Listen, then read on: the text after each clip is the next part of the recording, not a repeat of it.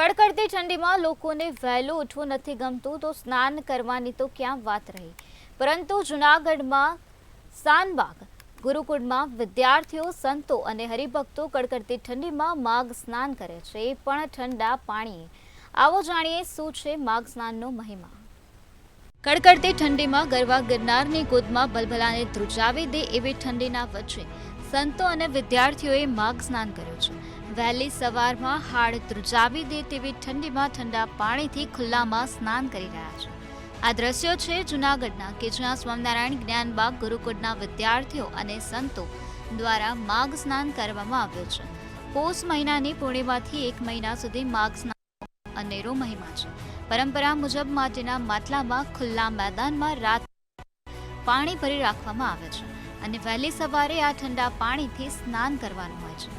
આ પ્રવૃત્તિ સ્વેચ્છાએ બાળકો કરતા હોય છે, જેમાં પ્રથમ વિદ્યાર્થીઓની તપાસ કર્યા બાદ તેમને માઘ સ્નાન માટેની મંજૂરી આપવામાં આવે છે, જેથી તેમની અંદર આધ્યાત્મિક બળ જાગે।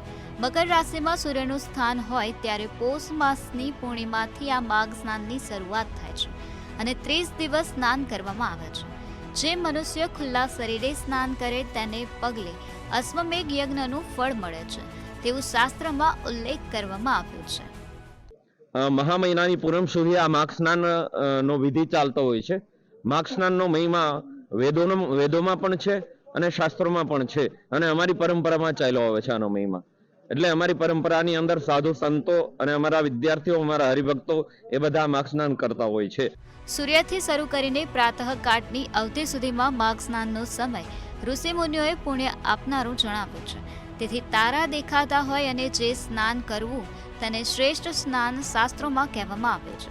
સૂર્યોદય પછી સ્નાન કરવું તેને કંઈ સ્નાન કહેવામાં આવ્યું છે અને સમુદ્રને નહીં મળતી કોઈ પણ નદીમાં માઘ સ્નાન કરવામાં આવે તેને 1 અઠવાડિયાનું ફળ પ્રાપ્ત થાય છે।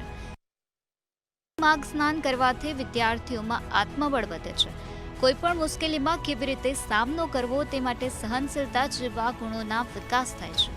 જેમ ઝેર ઝેરને મારે છે તેવી જ રીતે ઠંડી ઠંડીને મારે છે। આ ઉપરાંત માઘ સ્નાન કરવાથી શરીરની અંદર નવી ઉર્જાનો સંચાર થાય છે, તેમજ ખસ, ખરજવું અને ગાગર જેવા રોગો થતા નથી। બધા વિદ્યાર્થીઓ સ્વૈચ્છિક માઘ સ્નાન કરતા હોઈએ છીએ અને દર વર્ષનો વિદ્યાર્થીઓનો અનુભવ છે કે ભાઈ આ માઘ સ્નાન કરવાથી કોઈ રોગ પ્રતિકારક શક્તિ વધે છે અને કોઈ પણ જાતના શરીરના રોગો હોય તો એ ચાલી જાય છે અને વર્ષ દરમિયાન, આખા વર્ષ દરમિયાન તમને કોઈ રોગો થતા નથી।